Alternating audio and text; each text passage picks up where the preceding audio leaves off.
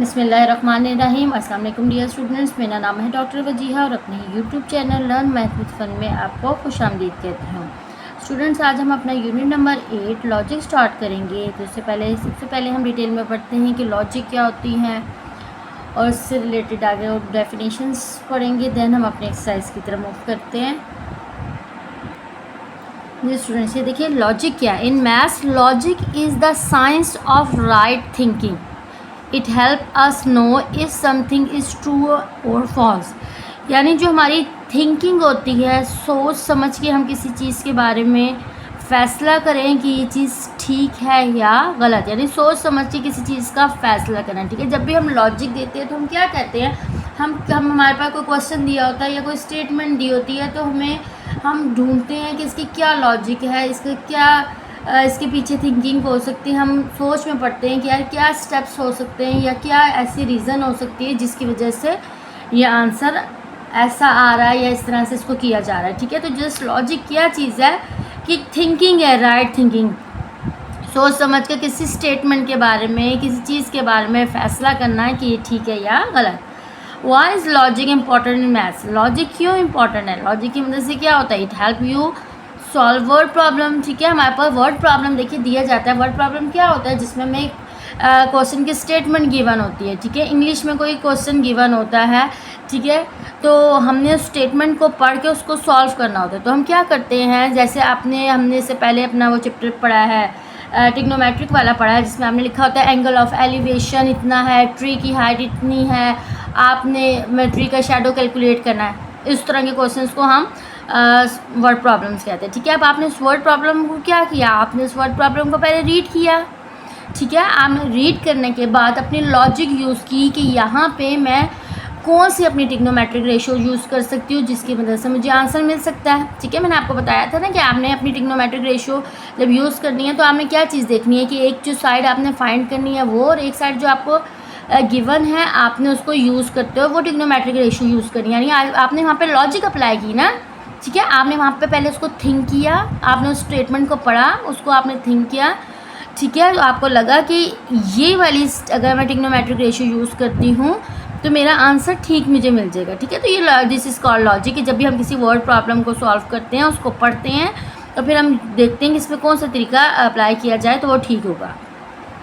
It help you understand if answer is correct, यानी आपको ये सोचने में बताती है कि आपका आंसर कैसे करेक्ट आ सकता है। It help you think step by step. आप क्या करते हो, आप सोचते हो कि इस स्टेप के बाद अब कौन सा स्टेप आएगा। तो ये सारी चीज़ें लॉजिक है जिसमें आपकी थिंकिंग यूज़ हो, आप किसी चीज़ को सोच समझ के डिसाइड कर रहे हो या उसका आंसर निकाल रहे हो। ठीक है, अच्छा जी, अब आगे हमारे पास दो तरह की जो हमारे पास रीजनिंग है, एक इसको कहते हैं इंडक्टिव रीजनिंग। ठीक है, अब लॉजिक को यूज़ करने के अब आगे तरीके बताए जा रहे हैं कि इंडक्टिव रीजनिंग क्या होती है। इसमें अब हम क्या करते हैं, आंसर को कैसे निकालते हैं। फॉर एग्जाम्पल टू रूल, यानी हमें एग्जाम्पल दी जाती है। ठीक है, और उससे हम कोई एक रूल निकालते हैं कि हम देखते हैं कि इसमें क्या क्या चीज़ें हमें गिवन है। ठीक है, और उस एग्जाम्पल से जो जो चीज़ें हमें गिवन होती हैं उससे फिर हम कोई एक रूल बनाते हैं जिसके मुताबिक क्वेश्चन हमारा हल होता है। ये देखिए, जैसे कि मैंने कहा वी लुक एट पैटर्न और एग्जाम्पल। सबसे पहले हम तरीका देख रहे होते हैं क्वेश्चन में क्या पैटर्न यूज़ हो रहा है। जैसे आपने वो क्वेश्चंस हमने अपने यूज़ किए होते हैं कि इसमें नेक्स्ट वर्ड बताएं कि एक वर्ड के बाद नेक्स्ट अगली टर्म कौन सी होगी। ठीक है, जैसे we look then a guess, पहले हम उसकी तरफ देखते हैं और फिर कोई रूल डिफाइन कर दिए। देखिए मैंने इसकी एग्जांपल आगे लिखी है, जैसे आप देखिए 2 1 2, 2 2 4, 2 3 6। मेरे पास एक एग्जांपल गिवन। अब मैंने इस एग्जांपल से क्या रूल, मैंने ये जज किया कि मेरे पास क्या पैटर्न चल रहा है, क्या तरीक़ेकार चल रहा है जिससे मैं आगे का आंसर निकाल सकती हूँ। अब यहाँ पे ज़रा चेक किए इसमें क्या पैटर्न यहाँ पे चल रहा है। हमने क्या कहा, वी से 2 times any number gives an even number, कि किसी भी नंबर, देखिए यहाँ पे नंबर क्या था 1 था, यहाँ नंबर 2 था, यहाँ नंबर 3 था, कि किसी भी नंबर को जब 2 से मल्टीप्लाई करें, देखिए यहाँ 1 को भी मल्टीप्लाई किया 2 से, दूसरे नंबर 2 को भी मल्टीप्लाई किया 2 से, 3 को भी मल्टीप्लाई किया 2 से। तो आंसर्स में हमने क्या ये रूल हमें ये रूल मिला कि जब भी किसी नंबर को 2 से मल्टीप्लाई करते हैं तो आंसर्स में हमने इवन नंबर मिल जाते हैं। ठीक है, तो हमने क्या किया, हमने एक एग्जांपल ली, उस एग्जांपल से उसको पैटर्न चेक किया और देन हमने उसको आखिर में डिसाइड किया कि यहाँ पे क्या तरीक़ेकार अपनाया जा रहा है या क्या रूल लग रहा है। ठीक है, यानी हमने डायरेक्ट रूल नहीं, पहले हम उसको चेक करते हैं कि क्या चीज़ हो रही है, देन हम वहाँ पे उसका कोई रूल डिफाइन करते हैं। Mean first example then guessed a rule. ठीक है, पहले मैंने एग्जांपल देखी थी और फिर उसका रूल बताया कि या जब भी किसी भी नंबर को 2 से मल्टीप्लाई किया जाएगा तो आंसर में मुझे एक ईवन नंबर मिलता है, जो मैंने रूल एक बता दिया कि ईवन नंबर मिलेंगे। अगली क्या, डिडक्टिव रीजनिंग। क्या, डिडक्ट करना, यानी पहले हमें रूल पता होगा, उसको देन हम अप्लाई करेंगे एग्जाम्पल में। ठीक है, यानी we already know a rule, यानी हमें पहले ही पता होगा कि यहाँ पे कौन सा रूल क्वेश्चन में हमने यूज़ करना है, then we use it to solve और प्रूव समथिंग। उसके बाद मैं उस रूल को यूज़ करते हुए किसी अपनी प्रॉब्लम को, किसी क्वेश्चन को सॉल्व करूँगी। देखिए रूल, अब एग्जाम्पल मैं दे रही हूँ। रूल क्या है, गिवन मुझे all even numbers can be divided by 2। मुझे एक रूल दे दिया गया है कि जितने भी इवन नंबर्स होते हैं वो 2 से डिवाइड हो सकते हैं। ठीक है, यहाँ पे एक रूल पहले ही मुझे गिवन है कि जितने इवन नंबर्स हैं वो 2 से डिवाइड होंगे। अब मुझे एग्जांपल दी जाती है कि आप इसको सॉल्व करें। मुझे एग्जांपल दी जाती है कि एक नंबर 8 है। ठीक है, आप उसको सॉल्व करें। अब मैंने क्या किया, मैंने अपना ऊपर वाला रूल यूज़ किया। आंसर मैंने क्या कहा, मैंने आंसर उसको कैसे निकालूंगी, मैं कहूँगी 8 भी एक इवन नंबर है और मेरा रूल ये कहता है कि जो भी इवन नंबर होंगे वो 2 से डिवाइड हो सकते हैं। तो इट्स मीन ये 8 जो है 2 से डिवाइड होगा और डिवाइड होने के बाद मुझे उसका आंसर मिल गया है। ठीक है, यानी फर्स्ट मुझे एक रूल गिवन था, उस रूल को मैंने अपनी जो एग्जांपल थी क्वेश्चन में उस पर अप्लाई करके अपना आंसर निकाल लिया। ओके स्टूडेंट, उसके बाद हम अगली अपनी डेफिनेशन चलते हैं कि स्टेटमेंट क्या होता है। A sentence or expression which may be true or false but not both is called statement. अब स्टेटमेंट क्या है, स्टेटमेंट का मतलब है कोई भी जुमला लिख दिया गया, कोई भी मैथ का एक्सप्रेशन लिख दिया गया, वो जुमला या वो मैथमेटिकल एक्सप्रेशन हो सकता है कि वो ट्रू हो, यानी हो सकता है कि वो बात दुरुस्त हो जो लिखी गई है, या हो सकता है कि वो बात जो लिखी गई है या जो एक्सप्रेशन दिया गया है मैथमेटिकल एक्सप्रेशन या कोई जो जुमला दिया गया है वो फॉल्स हो। ऐसे ही होगा ना, या तो वो चीज़ ट्रू होगी या वो चीज़ फॉल होगी, but not both is called statement. यानी इकट्ठा एक साथ वो ऐसा नहीं हो सकता कि वो ट्रू भी और फॉल्स भी हो, ऐसा नहीं होगा। वो या तो वो ट्रू होगी बात या वो बात फॉल्स होगी। तो ऐसी स्टेटमेंट, ऐसा सेंटेंस जो कि ट्रू भी हो सकता है और फॉल्स भी हो सकता है, उसको हम स्टेटमेंट कहते हैं। ठीक है, जस्ट कोई बात कह देना, वो बात क्या होगी, ट्रू भी होगी और फॉल्स भी हो सकती है। देखिए इसकी एग्जाम्पल क्या है, the circumference of a circle with radius r is 2 pi r। वो कह रहे हैं अगर एक सर्कल है जिसका सर्कमफ्रेंस सर्कल जिसका रेडियस r है उसका सर्कमफ्रेंस 2 पाई r होता है। अब हमें पता है कि सर्कल सर्कमफ्रेंस 2 पाई r ही होता है, यानी उन्होंने एक स्टेटमेंट दे दी। अब मैंने बताया क्या, मैंने बताया कि जो स्टेटमेंट गिवन थी या जो लाइन उन्होंने लिखी है, दिस स्टेटमेंट इज़ ट्रू, ये बात ठीक है।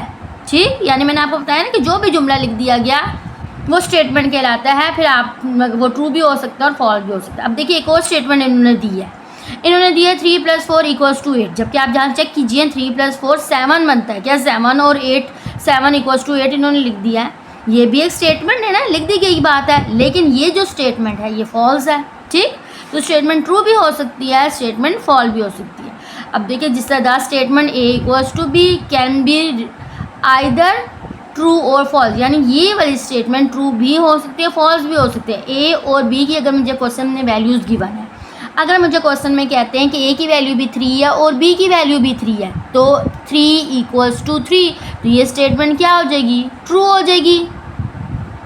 ठीक है, लेकिन मुझे अगर ए की वैल्यू 2 गिवन है, बी की वैल्यू 3 गिवन है, तो 2 = 3, तो ये स्टेटमेंट तो फॉल्स हो जाएगी। ठीक है, तो इसलिए वो कोई भी स्टेटमेंट जो ट्रू भी हो जाए और हो सकती हो और फॉल्स भी हो सकती हो, तो उसको स्टेटमेंट कहते हैं। ठीक है, ओके स्टूडेंट, उसके बाद नेक्स्ट चीज़ हम पढ़ते हैं कि डिफरेंस बिटवीन एक्सियम, थ्योरम और कंजक्चर। इन तीनों टर्म्स में डिफरेंस क्या होता है, एक्सियम क्या होता है, थ्योरम क्या होता है, ठीक है, और कंजक्चर क्या होता है। अच्छा, एक्सियम क्या होता है student, always true, no need to prove. ठीक है, a rule that we just accept because it's always true. यानी एग्जाम्पल वो चीज़ होती है, वो बात होती है या वो स्टेटमेंट होती है जो ऑलवेज ट्रू होती है, यानी जिसको प्रूफ करने की ज़रूरत नहीं होती। यानी ऐसा फैक्ट या ऐसी बात जिसको आप डायरेक्टली कह दो कि ये चीज़ ट्रू है, no need to prove this. ठीक है, जैसे a line can be drawn between 2 points. हमें पता है हमें लाइन को ड्रॉ करने की ज़रूरत नहीं है कि 2 पॉइंट्स हैं उसको मिला के मैं लाइन ड्रॉ करूँगी, मुझे ज़रूरत नहीं है। कोई मुझसे पूछता है कि क्या आप 2 पॉइंट्स से कोई की मदद से कोई लाइन आप ड्रॉ कर सकते हो? आपने ग्राफ ड्रॉ किया है, इससे पहले देखिए हमने अपनी जो चैप्टर ख़त्म किया है इसमें हमने आपने देखा था 2 पॉइंट्स गिवन होते थे और हमने उसकी मदद से लाइन ड्रॉ करनी थी या स्लोप फाइंड आउट करना था। ठीक है, तो ये बात हमें ऑब्वियस है, हमने ड्रॉ करने की ज़रूरत नहीं है। कोई हमसे जस्ट पूछता भी है कि क्या आप 2 पॉइंट्स की मदद से एक लाइन ड्रॉ कर सकते हो, तो you don't need to prove this, you say yes we can draw a line between 2 points. ठीक है, that is called axiom which is true, no need to prove. Okay, अच्छा जी, इसी तरह हमारे पास जी अगर कोई एक सेम नंबर मुझे गिवन है, जैसे दो नंबर्स आपस में इक्वल है, फॉर एग्जांपल 5 इक्वल्स टू 5, आपसे कोई पूछता है कि दोनों साइड्स इक्वल हैं अगर, तो इन दोनों साइड पे आप सेम नंबर ऐड करोगे तो क्या वो भी इक्वल आएगा? आपको पता है मैथ की प्रॉपर्टी ये होल्ड करती है, हमने इतनी प्रॉपर्टीज़ पढ़ी हैं, इसको क्या कहते हैं, इसको ये एडिशनल प्रॉपर्टी कहलाती है ऑफ इक्वालिटी की दोनों वैल्यूज़ इक्वल है। हमने अपने स्टार्ट में जब प्रॉपर्टीज़ पढ़ी थी कि अगर 2 नंबर्स इक्वल हैं तो उन दोनों नंबर्स के साथ जो इक्वल नंबर्स हैं उनके साथ सेम नंबर दोनों साइड पे ऐड कर दी जाए तो दोनों साइडों के आंसर इक्वल होते हैं। ये हमारे पास प्रॉपर्टी गिवन है। ठीक है, इट्स मीन कि ये ऑलरेडी प्रूव है। ठीक है, कोई मुझसे ज़ुबानी पूछेगा तो मैं कहूँगी ये एक एक्सियम है because this is already prove. ठीक है, ओके, नेक्स्ट एक्सियम वो चीज़ होती है जिसको प्रूफ करने की ज़रूरत ना हो, जो कि ट्रू होती है। देन जी हम थ्योरम की तरफ चलते हैं। थ्योरम क्या होता है? Math rule that is proved step by step, यानी वो ट्रू तो होती है, ठीक है, वो बात ट्रू होती है, हमें पता है कि ट्रू होगी, लेकिन उसको ट्रू प्रूफ करने के लिए हमें स्टेप्स करने पड़ेंगे, सॉल्व करना पड़ेगा। बगैर सॉल्व किए हम उसके बगैर उसका आंसर नहीं निकाल सकते। ठीक है, ओके, जैसे कि यहाँ पे हमें क्या कहा जा रहा है, in a triangle are angles together are 180 degree. ठीक है, जैसे उन्होंने कहा कि कोई ट्राइंगल लें और उसके एंगल्स को जब आप ज्वाइन करें, इकट्ठा करें, तो वो 180 डिग्री हमें आंसर देगा। ठीक है, तो मेरे पास एक ट्राइंगल होगी, उस ट्राइंगल के तीनों एंगल्स मुझे गिवन होंगे, मैं पहले इन तीनों एंगल्स को लिखूंगी, राइट अप करूंगी, देन मैं उसको शो करके बताऊंगी कि जी ये जो ट्राइंगल है इसके एंगल्स 180 मुझे आंसर दे रहे हैं, यानी मुझे स्टेप करना पड़ेगा, मुझे इसको सॉल्व करना पड़ेगा। ठीक है, तो theorem is just that thing which we need to prove step by step. ठीक, वो चीज़ होल्ड तो करती है लेकिन उसको ट्रू प्रूफ करने के लिए हमें कुछ स्टेप्स करने पड़ेंगे, सॉल्व करना पड़ेगा। ठीक है, इसके अलावा भी थ्योरम्स आपने 8 में भी पढ़े हैं। आपको एक स्टेटमेंट गिवन दी जाती है, वो स्टेटमेंट ट्रू भी होती है। ठीक है, लेकिन जस्ट आपको उसमें थ्योरम्स में कुछ स्टेप्स करने पड़ते हैं, 3-4 स्टेप्स करते हैं, देन आप प्रूव करते हैं कि जो बात ऊपर थ्योरम में गिवन थी वो चीज़ इस तरह से प्रूव होगी। ठीक है, ओके, उसके बाद कंजक्शन क्या होता है? Looks true but not prove yet. अच्छा, अब ये यहाँ पे क्या बात है, देखिए एक्सियम था, जो चीज़ ऑलरेडी ट्रू होती है उसको प्रूफ की ज़रूरत नहीं है। थ्योरम क्या कहता है? थ्योरम हमें ये कहता है कि उसको प्रूफ करने के लिए हमें कुछ स्टेप्स करने पड़ते हैं, सॉल्व करना पड़ता है। जबकि कंजक्शन क्या कहता है? वो ये कहता है कि वो चीज़ हमें देखने में तो ट्रू लग रही होती है, हम कहते हैं हाँ ये बात सही हो सकती है, लेकिन अभी तक वो चीज़ प्रूव नहीं हुई कि वो बात जो लिखी जा रही है, क्या ये बात हर क्वेश्चन पे ट्रू आंसर हमें देगी या नहीं।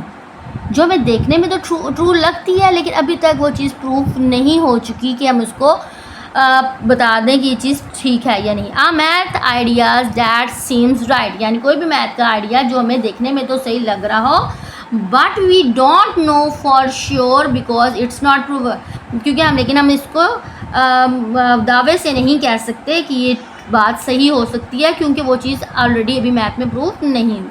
जैसे every even number can be written as 2 prime number, यानी एग्जांपल इसमें क्या दी जा रही है, यानी किसी भी इवन नंबर को एवरी इवन नंबर, कि हर even number can be written as two prime number. ये देखिए मैंने एक इवन नंबर को दो प्राइम नंबर के सम में लिख दिया है। यहाँ पे भी देखिए यही बात हो रही है कि इवन नंबर को दो प्राइम नंबर के सम में लिखा है। अब ये चीज़ मुझे देखने में तो ठीक लग रही है, लेकिन मैथ में अभी तक ये चीज़ कहीं प्रूव नहीं हुई कि हर इवन नंबर को हम टू प्राइम नंबर्स के फॉर्म में लिख सकते हैं। ठीक, यानी ये चीज़ मुझे देखने में, जो मैंने एग्जांपल्स लिए हैं उसमें तो दोनों केसेस में ट्रू है, बट मैथ में कहीं अब भी ये चीज़ प्रूव नहीं हुई कि हर इवन नंबर को दो प्राइम नंबर के फॉर्म में लिख सकते हैं। ठीक है स्टूडेंट्स, ओके स्टूडेंट्स, ये देखिए एक्सरसाइज 8 की तरफ मैं आती हूँ। 4 ऑप्शंस आ गया। अच्छा, इसकी एक एक्सरसाइज है जिसमें क्वेश्चन नंबर 1 जो है वो MCQ से रिलेटेड है और आगे जो है क्वेश्चन सॉल्व करने वाले हैं। ठीक है, तो ये सबसे पहले MCQs के ये फर्स्ट 3 MCQs हैं, ये अभी मैं आपको करवाने लगी हूँ। जो चीज़ें मैंने आपको बताई हैं उससे रिलेटेड है। देन हम आगे अभी और कुछ अपनी देखेंगे क्या चीज़ें होती है, देन आगे के MCQs करेंगे। अभी सिर्फ फर्स्ट 3 MCQs हम देखने लगे हैं। 4 options are given against in statement, circle the correct option. जी, करेक्ट ऑप्शन को हमने सर्कल करना है। Which of the following expression is often related to inductive reasoning. Inductive reasoning क्या होती है, इनमें से चारों में से आप बताएं कौन सी चीज़ ट्रू होगी। ओके स्टूडेंट, सबसे पहले तो आप रिकॉल कीजिए इंडक्टिव रीजनिंग है क्या। मैंने आपको क्या बताया था, इंडक्टिव रीजनिंग हमें ये कहती है कि पहले हम कुछ एग्जाम्पल्स लेते हैं, यानी कुछ चीज़ें सॉल्व हमारे पास हैं, ठीक है, कुछ आंसर्स हमारे पास पहले से मौजूद हैं, मैं उनको चेक करती हूँ, उनको देखती हूँ और देन फिर मैं कुछ डिसाइड करती हूँ या कोई रूल बनाती हूँ या उसको सॉल्व करती हूँ। यानी पीछे से मुझे पहले कुछ इन्फॉर्मेशन गिवन है, देन उसकी उन इन्फॉर्मेशन की बेस पे मैं कोई डिसीजन लूँगी। ठीक है, चलिए अब आप देखिए इनमें से कौन सी स्टेटमेंट आपको ट्रू लगती है। अच्छा, इंडक्टिव रीजनिंग वो कह रहे क्या हो सकते हैं, बेस्ड ऑन रिपीटेड एक्सपेरिमेंट्स, यानी जो एक्सपेरिमेंट्स पहले से हो चुकी हैं, जो एक्सपेरिमेंट पहले से रिजल्ट्स निकाल चुके हैं, उसकी बेस पे कोई डिसीजन होता है। If and only if statement, statement is proven by a theorem, क्या कोई ऐसी स्टेटमेंट जिसको हम प्रूव करें थ्योरम की मदद से। ठीक है, बेस्ड ऑन जनरल प्रिंसिपल, यानी जो प्रिंसिपल्स पहले से बने हुए हैं उसकी बेस पे हम कोई आंसर्स निकालते हैं। तो स्टूडेंट्स, मैंने आपको बताया था इंडक्टिव रीजनिंग क्या कहती है कि हमें पहले से कुछ एक्सपेरिमेंट से, कुछ एग्जाम्पल्स से कुछ आंसर मिलते हैं, देन उसकी बेस पे हम डिसीजन लेते हैं। ठीक है, यहाँ ये कह रहे हैं कि थ्योरम को प्रूव करना होगा, यहाँ ये कह रहे हैं कि कुछ हमें पहले से प्रिंसिपल्स यानी पहले से कुछ रूल्स पता होते हैं, उसकी बेस पे हम डिसीजन लेते हैं। जस्ट ये ए वाला चेक कीजिए, ए वो ये कहता है कि पहले हम कुछ एक्सपेरिमेंट्स करते हैं, रिजल्ट्स निकालते हैं, कुछ हमें आंसर्स मिलते हैं, फिर हम देखते हैं कि इसमें क्या तरीक़ेकार अपनाया हो रहा है, उसकी बेस पे हम डिसीजन लेते हैं। तो यहाँ पे करेक्ट ऑप्शन क्या होगी, ए, कि हमने पहले कुछ एक्सपेरिमेंट्स किए या कुछ एग्जांपल्स ली, देन उसकी बेस में कुछ डिसीजन लिया गया है। तो ये इंडक्टिव रीजनिंग है। Which of the following statement describe deductive reasoning. Deductive reasoning के बारे में मैंने आपको क्या बताया होता है, हमने एक रूल पहले से गिवन होता है, एक चीज़ हमें पहले से बता दी जाती है, आपने ये फार्मूला यूज़ करना है, आपने ये तरीक़ेकार यूज़ करना है। ठीक है, देन आपने उसको सॉल्व करना है। ठीक है, यानी एक चीज़ हमें ऑलरेडी पता है। ठीक है, general conclusion from a limited number observation, वो कह रहे कि कंक्लूजन आप लें, यानी रिजल्ट निकालें, कुछ ऑब्जर्वेशन, कुछ रिजल्ट दिए गए हैं उसकी बेस पे। नो, ऐसे तो नहीं है।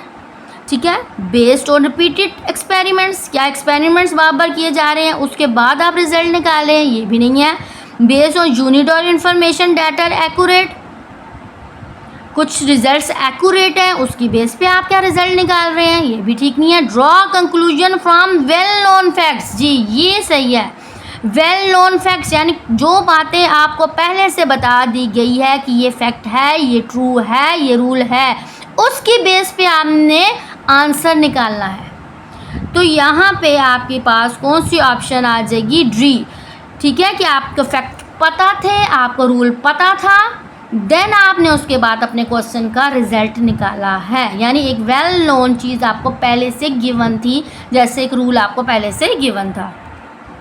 Okay, which of the following statement is true. अब स्टेटमेंट है, स्टेटमेंट में मैंने आपको क्या बताया था कि वो बात ठीक भी हो सकती है। स्टेटमेंट एक ऐसा सेंटेंस होता है जो ठीक भी हो सकता है, जो गलत भी हो सकता है। अब ये कह रहे हैं सारे ही स्टेटमेंट्स गिवन है, सारी बातें गिवन है, इनमें से बताएं कौन सी बात ट्रू है। आपने उस ऑप्शन पे सर्कल करना है जो ट्रू होगी। The set of integers is finite, set of integers का सेट, कोई भी सेट ऑफ होल नंबर हो, सेट ऑफ नेचुरल नंबर हो, सेट ऑफ इंटीजर्स हो, ये आपको पता है ये इनफाइनाइट होते हैं, इनकी कोई एंडिंग पॉइंट नहीं होता। तो यहाँ पे कह रहे हैं सेट ऑफ इंटीजर जिसको z से डिनोट करते हैं वो फाइनाइट है, ये तो बात गलत है। Sum of interior angles of any quadrilateral is always 180, ये भी गलत है। क्वाड्रिलेटरल के तमाम एंगल्स का सम जो है वो 360 होता है, जबकि यहाँ पे इन्होंने कहा क्योंकि 4 साइडेड फिगर होती है ना, ट्राइंगल के तमाम एंगल का सम 180 होता है, जबकि क्वाड्रिलेटरल 4 साइडेड फिगर होती है उसके एंगल का सम 360 होता है, तो ये भी गलत है स्टेटमेंट। ओके देन क्या कह रहे हैं कि 22/7 क्या है, p/q की फॉर्म है ना, ठीक है, वो बिलोंग नहीं करता इरेशनल नंबर से, तो ये भी बात जो है हमें पता है कि ये वाली बात ट्रू है, क्योंकि 22/7 वो बिलोंग करता है रैशनल नंबर से, रैशनल नंबर को q से डिनोट कर रहे हैं। तो अगर वो रैशनल नंबर से डिनोट पे 22/7 रैशनल नंबर में आ रहा है, तो इसका मतलब 22/7 इर्रेशनल नंबर के सेट में नहीं मौजूद होगा, ये q' का मतलब होता है इर्रेशनल नंबर के सेट में। तो ये बात ट्रू है कि 22/7 इर्रेशनल नंबर नहीं है, नॉट बिलोंग्स टू, यानी 22/7 इर्रेशनल नंबर के सेट में नहीं आता, ये बात ट्रू है, ठीक है। और नेक्स्ट क्या कह रहे थे, are isosceles triangle are equilateral, के तमाम आइसोलेस ट्राइंगल इक्विलेटर होते हैं, नो ये भी बात गलत है, क्योंकि आइसोलेस ट्राइंगल वो होती है जिसकी 2 साइड्स इक्वल होती हैं, जबकि इक्विलेटर ट्राइंगल वो होती है जिसकी तीनों की तीनों साइड्स इक्वल होती है। तो जस्ट ये सी पार्ट जो है हमारा हमें ट्रू आंसर दे रहा है। अच्छा जी आगे जी स्टूडेंट, इसके बाद क्या कहा जा रहा है, which of the following statement is best represent to the negation. अच्छा अब ये नेगेशन क्या होती है, आगे क्या चीज़ें होती हैं, इसको पहले हम पढ़ते हैं, देन हम ऐसे आगे हम इसके MCQs को सॉल्व करेंगे। ओके स्टूडेंट, अब लॉजिकल ऑपरेटर्स के बारे में हम पढ़ने लगे हैं। The letters PQ will use to denote statement. अब स्टूडेंट्स यहाँ पे क्या कह रहे हैं कि मैंने आपको बताया था स्टेटमेंट क्या होती है, वो बात जो ट्रू भी हो, जो बात फॉल्स भी हो, ठीक। तो यहाँ P और Q को डिनोट किया जा रहा है स्टेटमेंट के लिए, या P से मुराद यानी ऐसी कोई बात होगी जो ट्रू भी हो सकती है, फॉल्स भी हो सकती है, Q से मुराद भी ऐसी कोई बात जो ट्रू भी हो सकती है या फॉल्स भी हो सकती है। तो यहाँ PQ आपको स्टेटमेंट्स के लिए आपको यूज़ होंगे, ठीक है। तो अब यहाँ पे ये कह रहे हैं कि ये सिंबल किस लिए यूज़ होता है। देखिए ये जो पहला सिंबल है ऑपरेटर्स में, अब आपने इन सिंबल्स को पढ़ना होगा, इन सिंबल्स की क्या पता है, ये सिंबल शो करता है नॉट को या नेगेशन, नफ़ी करना, मना करना, ठीक है। तो सिंबॉलिकली हम इसको कैसे लिखेंगे, अगर एक स्टेटमेंट P है तो उसके नेगेशन को हम कैसे लिखेंगे, इससे P से पहले जब हम ये सिंबल डाल देंगे तो इसका मतलब है P की जो भी बात है नेगेशन ऑफ P कहेगा कि ये फॉल्स है, यानी उसके उल्टा आंसर देगा। जो P का आंसर होगा नेगेशन ऑफ P, उससे उल्टा आंसर देगा नेगेशन ऑफ Q। क्या कहेगा, Q की स्टेटमेंट जो भी बात कह रही है नेगेशन ऑफ Q कह रही है कि वो बात गलत है जी। ये सिंबल यूज़ होता है एंड के लिए, यानी दो कोई भी स्टेटमेंट आपने अगर लिखनी है और इसके अंदर अगर ये वालन के बीच में सिंबल आ रहा है तो आप ये कहेंगे कि first statement and second statement, ठीक है। तो ये इसके लिए यूज़ होता है, जस्ट शब्द बताया जा रहा है कि सिंबल क्यों यूज़ हो रहे हैं जी। ये जो V की तरह का सिंबल होता है ये और के लिए सिंबल यूज़ होता है, यानी दो स्टेटमेंट्स के दरमियान अगर आप और डालना चाह रहे हैं तो बजाय कि आप और लिखेंगे आपने इस सिंबल को यूज़ कर लेना है।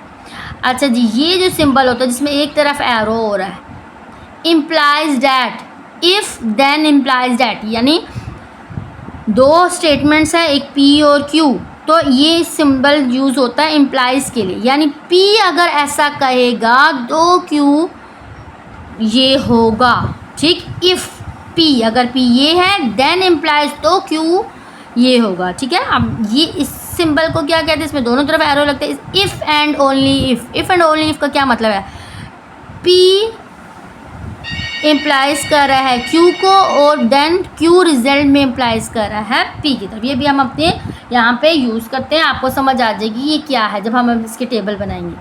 अच्छा अब स्टूडेंट्स ये देखिए, if P is any statement then its negation is denoted by negation of P, या इसको हम क्या रीड करते हैं, नॉट P। अब मैंने आपको बताया था, ये देखिए मैंने कहा P कोई भी स्टेटमेंट है, ठीक है। मैंने कहा कि वो स्टेटमेंट अगर ट्रू है, यानी जो भी कोई बात है अगर वो बात ट्रू है तो नेगेशन ऑफ P क्या कहता है, नेगेशन कहता है कि वो उसका उल्ट होगा। अगर वो बात ट्रू है तो नेगेशन कहेगा नहीं वो बात फॉल्स है, ठीक। अगर यही स्टेटमेंट मैं कहती हूँ फॉल्स है, गलत है, कोई भी स्टेटमेंट गलत है, नेगेशन ऑफ पी क्या कहेगा, वो कहेगा नहीं वो चीज़ ट्रू है। यानी नेगेशन कहते हैं उल्ट को, रेसिप्रोकल को।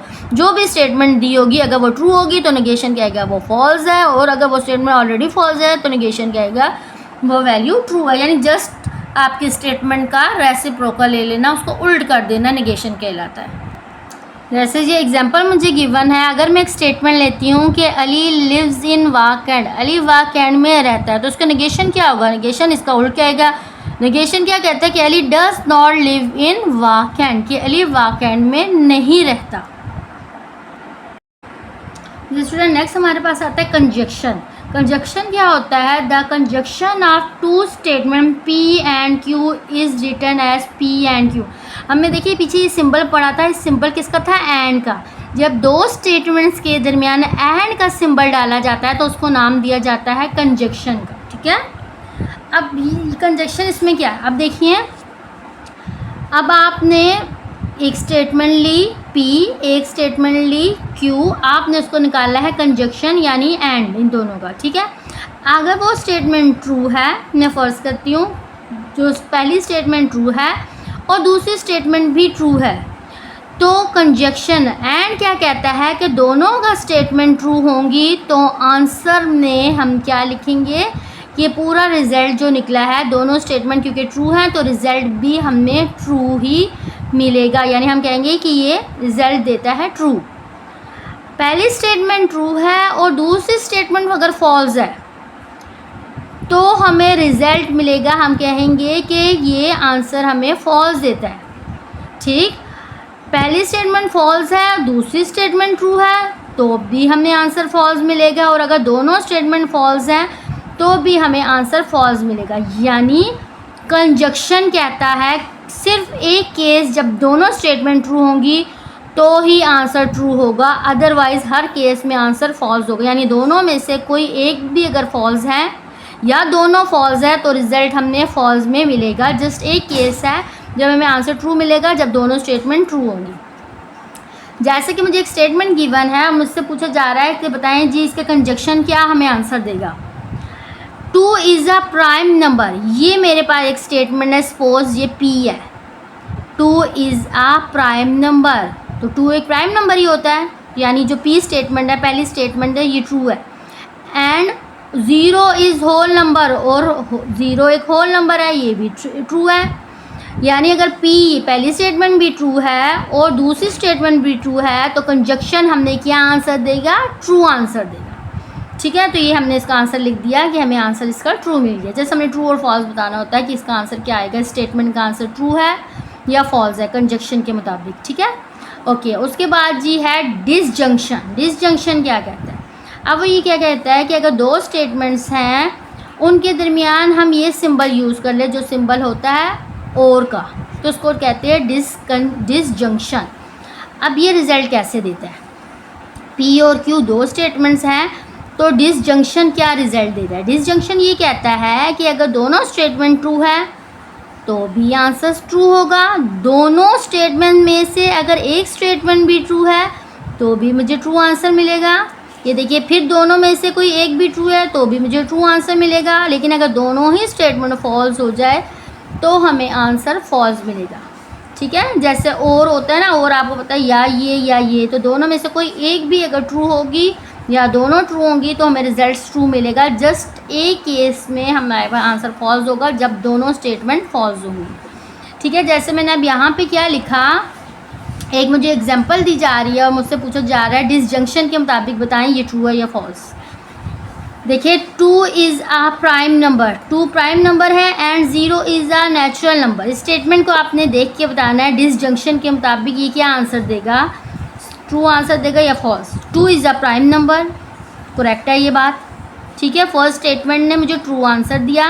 And 0 is a natural number, जबकि 0 एक नेचुरल नंबर नहीं होता, ये फॉल्स है। यानी एक स्टेटमेंट ट्रू है, एक स्टेटमेंट फॉल्स है, ठीक। एक स्टेटमेंट ट्रू, एक स्टेटमेंट फॉल्स। तो डिसजंक्शन क्या कहता है कि अगर दोनों में से कोई एक स्टेटमेंट भी ट्रू होगी तो आंसर ट्रू होगा। Disjunction says only one statement is true, result is true, कि अगर कोई भी एक स्टेटमेंट ट्रू होगी तो रिजल्ट ट्रू होगा। ओके जी, अगला देखिए, हमें पता है कि हमने सबसे पहले कौन से सिंबल को यूज़ किया। हमने जो नेगेशन वाला था सबसे पहले सिंबल, उसको यूज़ करते हुए उसका ट्रूथ टेबल बना लिया। देन उसके बाद हमारे पास कंडीशन थी एंड की। एंड को हम क्या बोलते हैं, एंड को हमने कंजक्शन बोला, उसका भी हमने टेबल बना लिया, ट्रूथ टेबल बना लिया। देन उसके बाद हमारे पास था डिसजंक्शन, और का जो सिंबल जिसमें यूज़ होता है दो स्टेटमेंट्स के दरमियान, उसको बोलते हैं डिसजंक्शन। देन हमारे पास कंडीशन थी इम्प्लाइज की। ठीक है, ये देखिए हमने जो पीछे भी सिंबल्स पढ़े थे, कौन सा था, अब आ रहा है सिंबल इम्प्लाइज का, पी इम्प्लाइज क्यू। इसको क्या नाम दिया जाता है, इम्प्लीकेशन और कंडीशनल। ठीक है, if P and Q are statement then P implies कर रहा है क्यू को, written as P implies Q is called conditional. इसको नाम दिया जाता है कंडीशनल के। सबके नेम आपको पता होने चाहिए। अब इसमें होता क्या है, P इज़ कॉल्ड एंटीसीडेंट और हाइपोथेसिस। P यानी जो पहली स्टेटमेंट है उसको क्या यहाँ पे कहा जाता है, उसको एक ख़ास नाम दिया जाता है एंटीसीडेंट और hypothesis. And Q is called consequent और कंक्लूजन। ठीक है, P है एंटीसीडेंट, Q है कॉन्सिक्वेंट। अब कंडीशनल क्या कहता है, यानी इम्प्लाइज की स्टेटमेंट क्या कहती है, कंडीशनल सेज यानी इम्प्लाइज की स्टेटमेंट ये कहती है डैट ओनली व्हेन, कि जब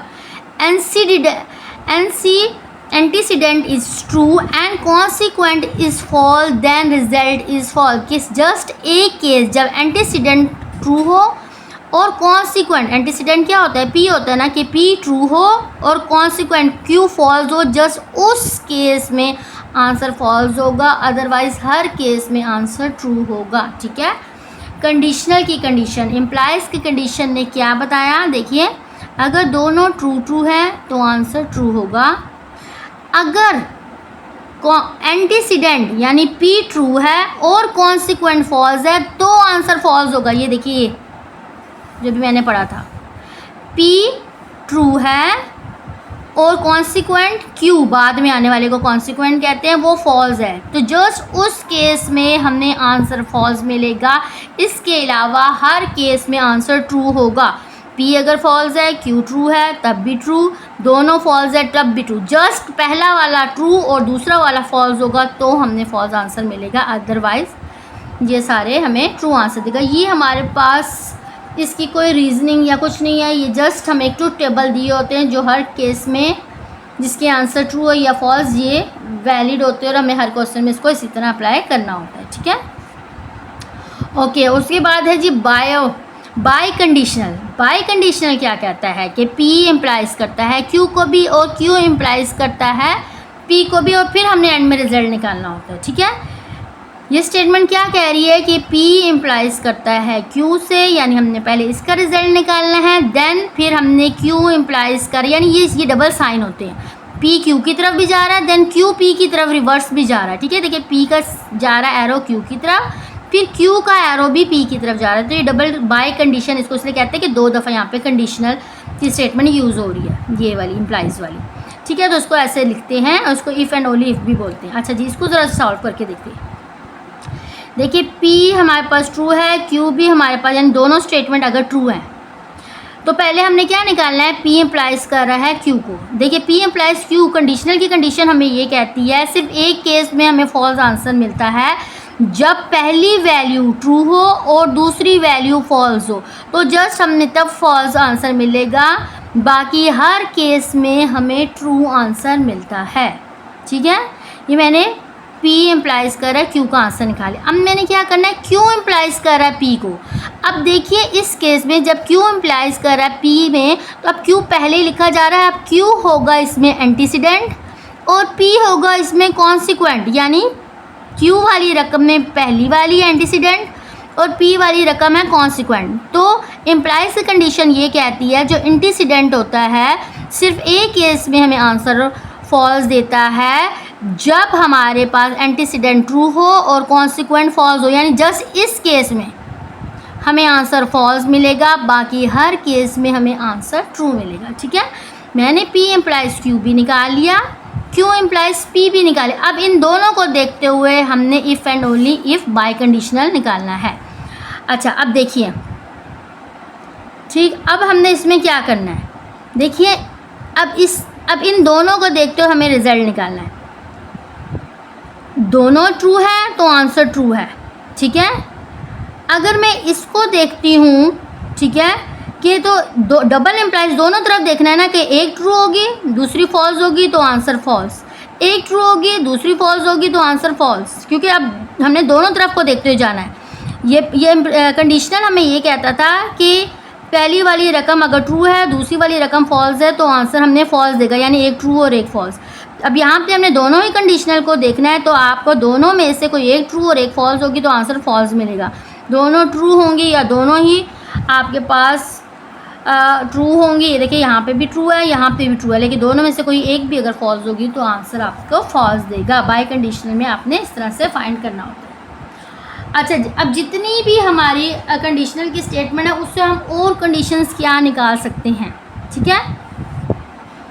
अब यही हमारे पास देखिए, let P and Q be the statement P implies Q be given conditional. अगर हमें एक कंडीशनल गिवन है तो हमने उससे बाकी ये क्या क्या चीज़ें कैसे फाइंड करनी है। अगर P इम्प्लाइज कर रहा है Q की तरफ तो Q अगर इम्प्लाइज करेगा P की तरफ, उल्ट अगर हम इसको चलेंगे, P जा रहा था Q की तरफ, अगर हमने कहा जा रहा है कि आप फाइंड करें Q जा रहा है P की तरफ, तो इसको हम क्या कहेंगे, कन्वर्स कह देंगे, उल्ट कह देंगे इसका, ठीक है। अगर आपसे कहा जाए कि P इम्प्लाइज Q का कन्वर्स फाइंड करें तो आपने इसका कन्वर्स कैसे फाइंड करना है कि इस वैल्यू को उल्ट कर देना है, Q इम्प्लाइज P का आंसर निकाल लेना है, ठीक है।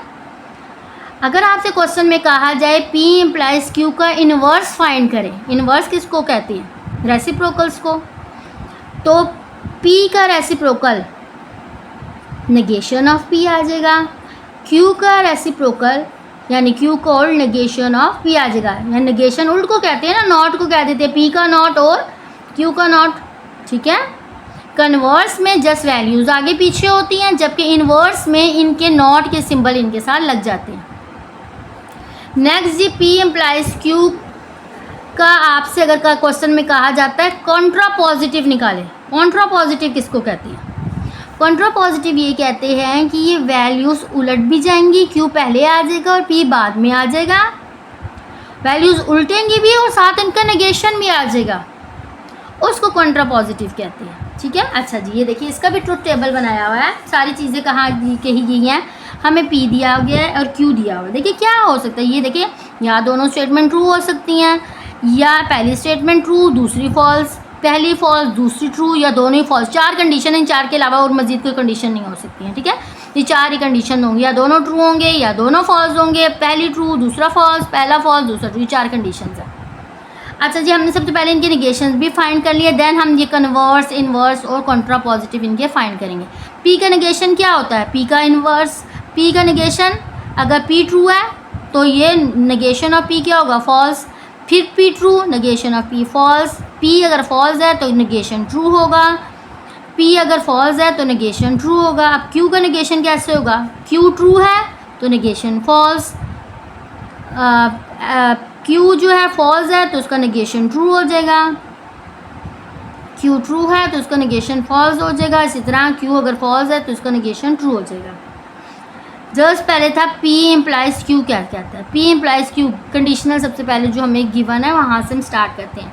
कंडीशनल हमें क्या कहता था, कंडीशनल हमें ये कहता था कि पहली वैल्यू जिसको एंटीसीडेंट कहते हैं अगर वो फॉल्स होगी और कॉन्सिक्वेंट दूसरी वैल्यू वो ट्रू होगी तो जस्ट उस केस में आंसर फॉल्स आएगा, बाकी हर केस में आंसर ट्रू होगा, ठीक है।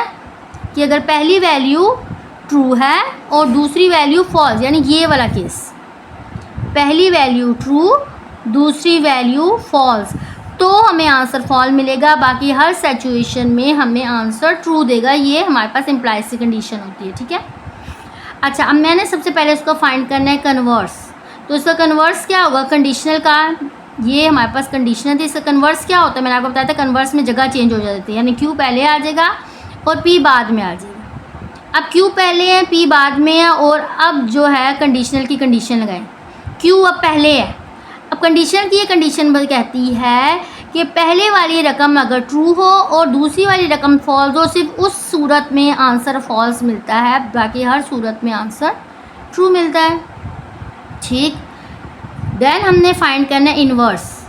इन्वर्स में हमारे पास क्या होता है, पी का भी नॉट और क्यू का भी नॉट। ये देखिए इन्वर्स, पी का भी नॉट और क्यू का, यानी अब हमने इनके नॉट की टेबल्स पे कंडीशनल अप्लाई करनी है। पी का नॉट और क्यू का नॉट, अब इस पर कंडीशनल अप्लाई करें। अब पी का नॉट पहली वैल्यू, क्यू का नॉट कॉन्सिक्वेंट वैल्यू। तो कंडीशनल की कंडीशन क्या कहती है, पहली वैल्यू अगर ट्रू होगी और दूसरी वैल्यू फॉल्स होगी, जस्ट उस केस में आंसर फॉल्स मिलेगा, बाकी हर कंडीशन में आंसर ट्रू मिलता है। ठीक, नेक्स्ट हमने फाइंड करना है कॉन्ट्रा पॉजिटिव। कॉन्ट्रा पॉजिटिव क्या कहता है, नेगेशन ऑफ क्यू पहले आता है, नेगेशन ऑफ पी बाद में आता है, और कंडीशनल की हमने कंडीशन निकालनी है। यानी अब ये हमारे पास कॉन्सिक्वेंट है, ये हमारे पास क्यू पहले है ना, पहले एंटीसीडेंट है क्यू, और ये कॉन्सिक्वेंट है, यानी क्यू पहले आने वाली रकमें, नेगेशन ऑफ पी कॉन्सिक्वेंट बाद में आने वाली रकमें। तो कंडीशनल की कंडीशन क्या कहती है, पहली वाली रकम जब ट्रू आंसर दे और दूसरी वाली रकम फॉल्स आंसर दे, जस्ट उस केस में आंसर फॉल्स आएगा, बाकी हर केस में आंसर ट्रू है। ठीक है स्टूडेंट्स, ओके स्टूडेंट अपने एक्सरसाइज की तरफ मूव करते हैं। आप जी इनको पढ़ते हैं। Which of the following statement is the best to represent the negation of the statement. Statement एक हमें गिवन है, अब इसका नेगेशन क्या होगा। स्टेटमेंट क्या गिवन है, the stove is burning.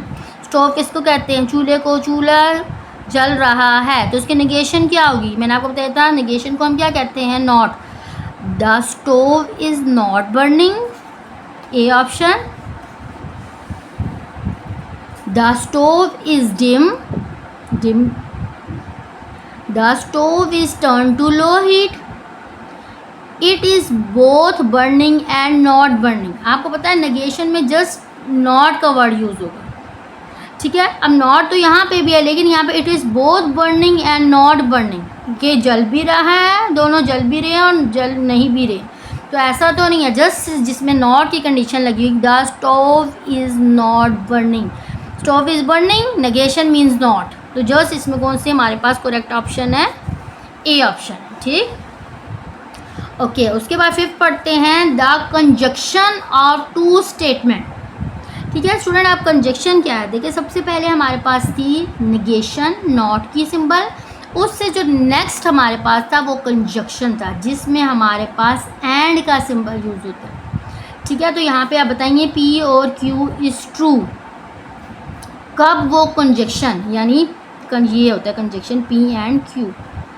Conjunction कब ट्रू आंसर देता है, कंजक्शन सिर्फ एक सूरत में आंसर ट्रू देता है, जब P भी ट्रू होता है और Q भी ट्रू होता है। चलिए देखिए, both P and Q false, तब आंसर ने पूछे कब ही ट्रू आंसर देगा P और Q, क्या जब दोनों फॉल्स होंगे, both P and Q are true, दोनों ट्रू होंगे, ओनली Q इज़ ट्रू, ये ओनली P इज़ ट्रू। तो इसकी करेक्ट ऑप्शन क्या है, मैंने आपको बताया था एंड की ऑप्शन हमें जस्ट एक केस में आंसर देती है ट्रू, जब बोथ ट्रू होंगे, both P and Q are true. अब कंडीशनल, कंडीशन की स्टेटमेंट क्या होती है, ये देखिए ये कंडीशन की स्टेटमेंट। ठीक है, a condition is recorded as false only, conditional सिर्फ एक केस में फॉल्स देता है, कब, मैंने आपको बताया था ये चीज़ क्या होती है, P कहलाता है एंटीसीडेंट और Q कहलाता है कॉन्सिक्वेंट। तो ये किस सूरत में आंसर हमें फॉल्स देता है, एक ही सूरत होती है, antecedent is true and consequent is false, consequent is true and antecedent is false, antecedent is true only, consequent is false only।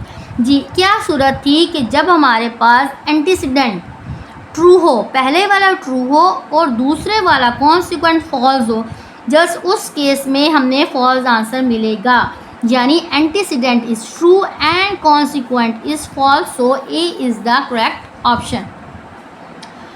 Contra positive, अभी देखिए मैंने आपको जो टेबल में सारी चीज़ें बताई थी, फर्स्ट टेबल में वैल्यू थी कन्वर्स, देन हमारे पास थी इन्वर्स और सबसे लास्ट चीज़ थी कॉन्ट्रा पॉजिटिव। कॉन्ट्रा पॉजिटिव में इनकी जगह भी चेंज होती है और उनके साथ नेगेशन के साइन भी लग जाते हैं।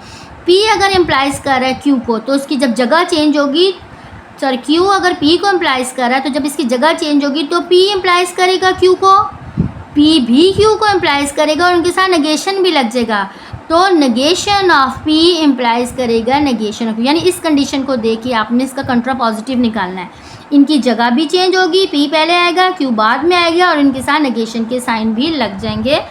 ठीक है,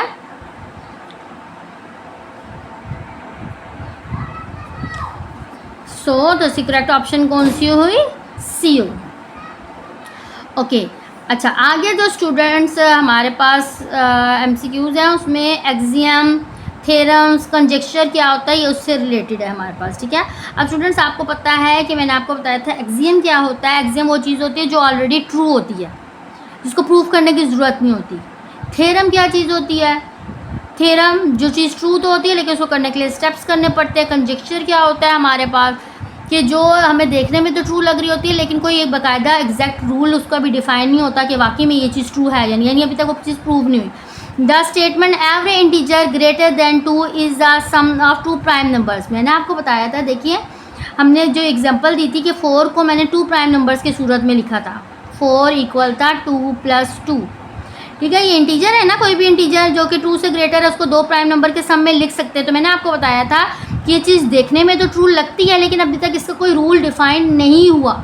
सीम्स देखने में तो सीम्स ट्रू है बट कोई रूल अभी तक प्रूव नहीं किया गया कि वाकई ये चीज़ होल्ड करती है। तो ऐसी चीज़ जो देखने में तो ट्रू लगे लेकिन प्रूव ना हो चुकी अभी तक वो प्रूव ना हुई हो तो उसको आप क्या कहते हैं? कंजेक्चर कहते हैं। अब चीज नेक्स्ट 9 हमारे पास क्या है? A statement a straight line can be drawn between 2 points. जी ये देखिए वही चीज़ जो मैंने आपको एग्जांपल में पहले भी समझाई थी कि 2 पॉइंट से हम स्ट्रेट लाइन ड्रॉ कर सकते हैं। ये चीज़ हमें प्रूव करने की ज़रूरत नहीं है, ये हमारे पास फिक्स्ड हमें बात पता है, ऑलरेडी प्रूव है, ठीक है। तो इसके लिए जो चीज़ ऑलरेडी प्रूव होती है वो क्या बताती है? एक्सियम कहलाती है, जिसको हमें प्रूव करने के लिए स्टेप्स करने की ज़रूरत नहीं होती, ठीक है। The statement the sum of interior angle of a triangle is 180 degree, कि ट्राइंगल की इंटीरियर एंगल्स हैं उनका सम कीजिए और आंसर 180 लेके आइए। तो उसके लिए मैंने क्या करना है? मैंने पहले सम करना है, पहले मैंने फार्मूला लगाना है कि एंगल 1 + एंगल 2 + एंगल 3 = 2, ठीक है। तो फिर एंगल 1 का आंसर लिखना है प्लस एंगल 2 का आंसर लिखना है प्लस एंगल 3 का आंसर निकला है, फिर उनका सम करना है, उसको शो करना है कि वो 180 डिग्री होता है, ठीक है। तो यानी इसको शो करने के लिए हमने कुछ स्टेप्स करने होते हैं। तो वो क्या चीज़ होती है? ट्रू तो होती है बट उसको प्रूव करने के लिए स्टेप्स करने पड़े हैं, तो वो थ्योरम हमारे पास चीज़ कहलाती है। अच्छा जी, उसके बाद क्या है जी? क्वेश्चन नंबर 2 को सॉल्व करते हैं। Write the converse, inverse and contrapositive of the given conditions, ठीक है। इसको सॉल्व करते हैं जी स्टूडेंट्स। इसका आप सबसे पहले जी हमें एक गिवन है, इसका सबसे पहले हमने क्या लिखना है? इसका हमने पहले लिखना है कन्वर्स, देन हमने इसका लिखना है इनवर्स और फिर लिखना है कंट्रापॉजिटिव। अच्छा जी स्टूडेंट्स, यहाँ पे कन्वर्स क्या होता है? कन्वर्स में आपको मैंने बताया था वैल्यूज़ आगे पीछे हो जाती हैं, ठीक है। कन्वर्स में वैल्यूज़ अगर नेगेशन ऑफ पी पहले है और क्यू बाद में है तो यहाँ पे क्या हो जाएगा? क्यू पहले हो जाएगा और नेगेशन ऑफ पी बाद में। इनवर्स क्या कहता है? जगह चेंज नहीं होती लेकिन इनके लिए इनके साथ सिंबल नॉट के लग जाते हैं। अब देखिए इसके साथ पहले ही नेगेशन ऑफ पी था, जब इसके साथ नॉट का सिंबल लगेगा तो ये नेगेशन हट जाएगा। यहाँ पे नेगेशन की जगह जैसा आ जाएगा पी और इसके साथ क्या आ जाएगा? Negation of Q. जस्ट ये दोनों उलट जाते हैं, जो नेगेशन ऑफ पी था वो जस्ट पी रह जाएगा और जो क्यू था वो नेगेशन ऑफ क्यू रह जाएगा। कॉन्ट्रापॉजिटिव क्या कहता है? इनकी जगह भी चेंज होती है और उनके साथ नेगेशंस भी लग जाते हैं, यानी इनके उल्ट भी लग जाते हैं। इनकी मैंने जगह चेंज की तो क्यू पहले आ जाएगा और पी बाद में आ जाएगा। अच्छा, जगह भी चेंज करी और उसके बाद आप देखिए इनके साथ नेगेशन के भी साइन आ जाएंगे। क्यू के साथ क्यू का जब नेगेशन लेंगे तो वो नेगेशन ऑफ क्यू बन जाएगा और इसके साथ नेगेशन का साइन था वो हट जाएगा, तो उसका ये चीज़ हो जाएगी, ठीक है। जिसके साथ नेगेशन का साइन होता है वो हट जाता है फिर, और जिसके साथ नहीं होता उसके साथ नेगेशन का साइन लग जाता है। ओके जी, इसका सबसे पहले हम कन्वर्स करते हैं, फिर इन्वर्स करते हैं, फिर कॉन्ट्रापॉजिटिव निकालते हैं। कन्वर्स वैल्यूज़ उलट जाएंगी, आगे पीछे हो जाएंगी, जगह चेंज हो जाएगी, ठीक। पी पहले क्यू बाद में। इन्वर्स क्या कहते हैं? जगह चेंज नहीं होती है, जस्ट नेगेशंस लग जाते हैं। कॉन्ट्रापॉजिटिव जगह भी चेंज होती है और साथ नेगेशंस भी इनमें आ जाते हैं, ठीक है। ओके, देन कन्वर्स, इसका इन्वर्स और कॉन्ट्रापॉजिटिव। जगह चेंज कीजिए इनकी, इन्वर्स लीजिए, जगह चेंज नहीं करनी। नेगेशन ऑफ पी का इन्वर्स आ जाएगा just P, negation of Q का इन्वर्स उल्टा आ जाएगा जस्ट क्यू। कॉन्ट्रापॉजिटिव जगह भी चेंज होगी और इन्वर्सिस भी आ जाएंगे। जगह भी ये देखिए चेंज होगी और इनके जो नेगेशंस के साइन थे वो भी हट गए। अगली जी, इसका भी मैंने पहले क्या आपने फाइंड करना है, कन्वर्स, इनवर्स और देन कंट्रा पॉजिटिव। कन्वर्स जगह चेंज कीजिए, इनवर्स जगह चेंज नहीं होनी है, जस्ट इनके उल्ट लिख दिए जाएंगे। ये नेगेशन ऑफ क्यू था तो जस्ट नेगेशन रह जाएगा, नेगेशन ऑफ पी था जस्ट पी रह जाएगा। कंट्रा पॉजिटिव जगह भी चेंज होगी और इन्वर्सेस भी आएंगे। पी नेगेशन ऑफ पी का इन्वर्स जस्ट पी और नेगेशन ऑफ क्यू का जस्ट क्यू आ जाएगा। ठीक है स्टूडेंट्स, ओके। क्वेश्चन नंबर 3 है, जस्ट ट्रूथ टेबल हमने बनाना है इन वैल्यूज़ का। अब स्टूडेंट्स ज़रा इसको देखिए, इसको करना क्या है। ठीक है, सबसे पहले हम इनका ट्रूथ टेबल हम बनाने के लिए सबसे पहले जी मैं लिखती हूँ P, देन मैं लिखती हूँ Q। क्या पहली स्टेटमेंट होगी, दोनों ट्रू होंगे, या पहली ट्रू होगी दूसरी फॉल्स होगी, पहली फॉल्स होगी दूसरी ट्रू होगी, या दोनों की दोनों फॉल्स होगी। मैंने आपको बताया था ये 4 कंडीशन हो सकती है, इसके अलावा कोई कंडीशन नहीं हो सकती। ठीक है, देन मैंने करना क्या है, मैंने अच्छा आपको पहले तो क्वेश्चन कहीं चेक कीजिए, जहाँ नेगेशन आ रहा होगा आपने नेगेशन लेना है। देखिए सिंपल कहीं भी P का नेगेशन नज़र नहीं आ रहा, लेकिन सिंपल Q का नेगेशन आपको नज़र आ रहा है। तो यहाँ सबसे पहले मैं टेबल में क्या कर लेती हूँ, मैं नेगेशन ऑफ Q भी फाइंड कर लेती हूँ, यानी Q का उल्ट। तो नेगेशन का टेबल कैसे बनता है, ये Q है, Q के नेगेशन क्या बनेगा, Q का ट्रू है तो उसका नेगेशन क्या आएगा, फॉल्स। Q फॉल्स है तो नेगेशन क्या आएगा, ट्रू। ट्रू है तो ये हो जाएगा फॉल्स, ये फॉल्स है तो ये हो जाएगा ट्रू। ओके, अब मैं देखती हूँ मैंने फाइंड क्या करना है। मैंने देखिए स्टूडेंट्स सबसे पहले मैं ये चीज़ फाइंड करने लगी हूँ, P और Q, P और Q। और का वर्ड किसके लिए यूज़ होता है, डिसजंक्शन के लिए, यानी मैं P और Q का डिसजंक्शन फाइंड करने लगी। और के स्टेटमेंट, डिसजंक्शन के स्टेटमेंट ये कहती है P और Q दोनों में से दोनों ट्रू हो तो भी ट्रू होगा, दोनों में से कोई एक भी ट्रू होगा तो भी ट्रू आंसर देगा। P और Q को देखिए, दोनों ट्रू ट्रू, दोनों में से एक भी ट्रू ट्रू, दोनों में से एक भी ट्रू। लेकिन अगर दोनों फॉल्स तो जस्ट एक केस में आंसर हमें फॉल्स मिलेगा, जब दोनों ही फॉल्स होंगे। देन उसके बाद मैंने क्या करना, P और Q निकाल लिया। मैंने P और Q जो निकाला था उसकी नेगेशन ले लेनी है। कंप्लीट P और Q का जो आंसर निकला था उसकी नेगेशन ले लेनी है, यानी ये जो मैंने कॉलम लिया है उसका नोट करती जा रही हूँ। ट्रू है तो ये नेगेशन क्या आएगी, फॉल्स। ट्रू है तो नेगेशन फॉल्स, ट्रू है तो ये फॉल्स, फॉल्स है तो ये हमारे पास वैल्यू आ जाएगी ट्रू। ठीक, ओके। अब मैंने करना क्या, अब स्टूडेंट्स अब देखिए लास्ट स्टेप में क्या करना है। मैंने ये जो P और Q के नेगेशन का कॉलम बनाया है, ये वाला कॉलम इसका, और ये जो नेगेशन ऑफ Q है इस कॉलम का और ले लेना है। ठीक है, ये देखिए जिस पे मैंने टिक मार किया है, ये कॉलम और इसका और लेना है नेगेशन ऑफ P के कॉलम से। अब नेगेशन ऑफ और क्या कहता है, और का सिंबल, डिसजंक्शन का सिंबल ये कहता है कि जब दोनों ट्रू हो तो भी ट्रू, दोनों में से एक ट्रू तो भी ट्रू। अच्छा, इन दोनों को देखिए, दोनों फॉल्स तो आंसर फॉल्स, दोनों में से एक भी ट्रू आंसर ट्रू, दोनों फिर फॉल्स है तो आंसर फॉल्स, दोनों ट्रू है तो आंसर ट्रू आएगा। तो इसके साथ ही हमने अपनी पहली वाली वैल्यू का ट्रूथ टेबल कंप्लीट कर लिया है। ठीक है, आप इसको यहाँ टेबल की सूरत में यहाँ इसको कॉलम्स इस तरह बनाएं।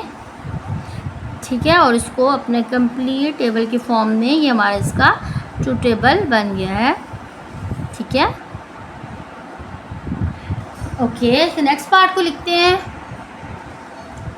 जी स्टूडेंट्स। यहाँ देखिए सबसे पहले तो मैंने क्या करना है, मैंने P का कॉलम बनाना है, मैंने Q का कॉलम बनाना है, फिर P के नेगेशन का कॉलम बना लेना है, Q के नेगेशन का कॉलम बना लेना है। ठीक है, फिर मैंने क्या करना है, उसके बाद नेगेशन ऑफ Q और नेगेशन ऑफ P का कॉलम बना दे। देखिए फिर मैंने ये चीज़ देखिए, पहले P और Q होता है, फिर आपने क्वेश्चन में देखने होते हैं अगर सिंगल सिंगल इनके नेगेशंस हैं तो उनके कॉलम्स भी बना लेने हैं। देखिए हमें क्वेश्चन में सिंगल P का नेगेशन भी नज़र आ रहा था और Q का नेगेशन भी नज़र आ रहा था। फिर देन मैंने ये चीज़ फाइंड करनी है, इनके नेगेशन का और ले लेना है, डिसजंक्शन ले लेना है, और एंड में मैंने क्या करना है, ये जो कॉलम आएगा इनकी नेगेशन के डिसजंक्शन का, उसका भी नेगेशन ले लेना है। ठीक है, तो चलिए इसको बनाना स्टार्ट करते हैं।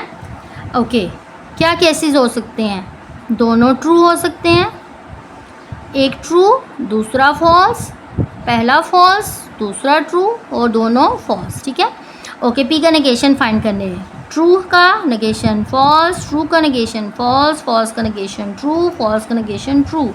क्यू के नेगेशन फाइंड करते हैं, ये देखिए, ट्रू का नेगेशन फॉल्स, फॉल्स का ट्रू, देन ट्रू का फॉल्स और फॉल्स का फिर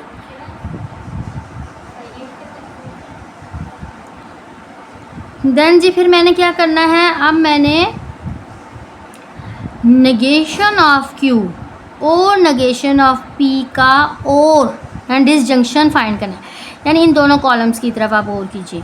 अब और का कॉलम क्या कहता है, और की सिंबल कहता है कि दोनों ही ट्रू हो या दोनों में से एक भी ट्रू हो तो आंसर हमें ट्रू मिलेगा।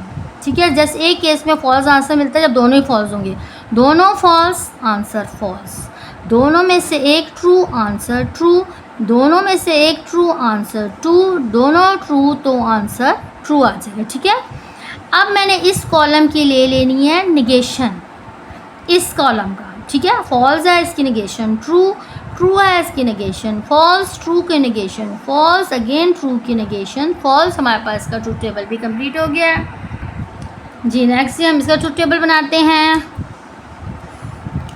ये हमारे पास बाय कंडीशनल का टेबल है।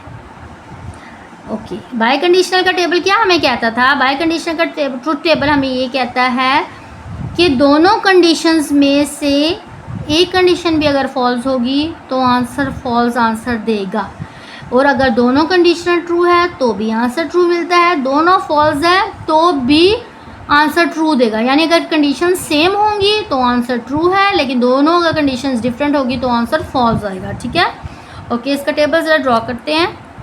सबसे पहले जी हमने पी और क्यू बनाने हैं, पी और क्यू, देन मैंने क्या फाइंड करना है, पी और क्यू का टेबल बनाना है इस ये, देन मैंने पी एंड क्यू बनाना है, उसके बाद इन दोनों की आपस में मैंने बाय कंडीशनल का टेबल बना लेना है।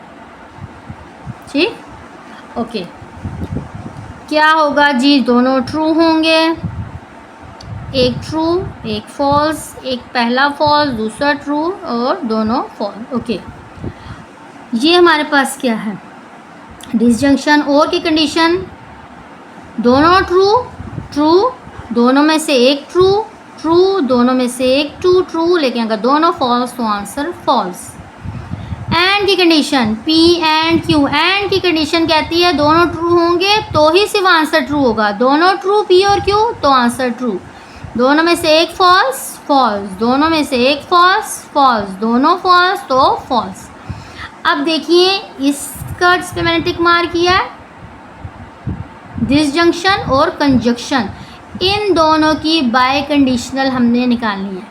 मैंने आपको बताया था बाय कंडीशनल का टेबल क्या कहता है कि अगर स्टेटमेंट दोनों की सेम है तो आंसर ट्रू है, दोनों सेम है, दोनों ट्रू ट्रू है ना तो आंसर ट्रू, दोनों उल्टा है, एक ट्रू एक फॉल्स तो आंसर फॉल्स, एक ट्रू एक फॉल्स तो आंसर फॉल्स, दोनों सेम है, पहली स्टेटमेंट भी फॉल्स है दूसरी भी फॉल्स है, दोनों स्टेटमेंट सेम आंसर्स दे रही हैं फॉल्स फॉल्स तो भी आंसर ट्रू होगा। बाय कंडीशनल आपको ये कहता है अगर दोनों सेम है, दोनों ट्रू तो ट्रू, दोनों फॉल्स तो भी ट्रू, लेकिन अगर दोनों में से एक ट्रू एक फॉल्स तो जस्ट उस केस में आपके पास इसका फॉल्स आंसर आ जाएगा। ठीक है स्टूडेंट्स, इसके साथ हमारा एक्सरसाइज 8 के क्वेश्चन नंबर 3 तक कंप्लीट हो चुका है। आपको मेरा लेसन आज का समझ आया हो तो मेरी वीडियो को लाइक भी कीजिएगा और मेरे चैनल को सब्सक्राइब भी कीजिएगा। अल्लाह हाफिज़।